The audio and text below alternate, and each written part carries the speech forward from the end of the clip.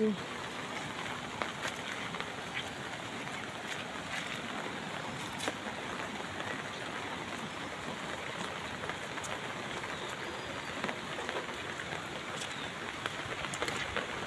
বৰষুণ চাওকচোন, বৰষুণ যাক নাহিলে মানুহৰ কিমান অসুবিধা হয়, আৰু বৰষুণ যাক মানুহৰ কাৰণে কিমান উপকাৰী।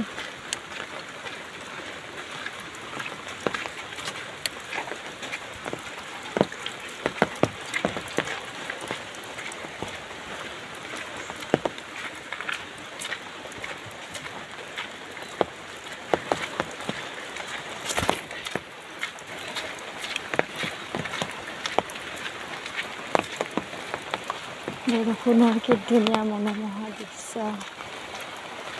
বৰষুণ দুদিনমান নহওঁতে খেতি পথাৰ আমাৰ চিৰাল ফাট মেলি দিছিলে।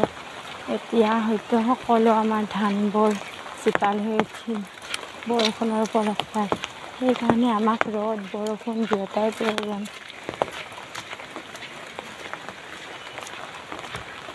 সেইকাৰণে আমি গছ ৰুব লাগে, গছ আমাক লাগে।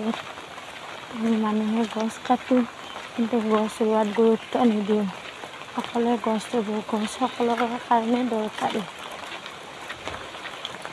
অকল 10,000 টকাৰ কাৰণে যে আমি লাখপতি বাইদেউবোৰে গছৰ পুলি ৰুওঁ, সেইটো নহয়। 10,000 কাৰণেই নহয়, আমাৰ নিজৰ জীৱনটোৰ কাৰণেও গছ ৰুব লাগে।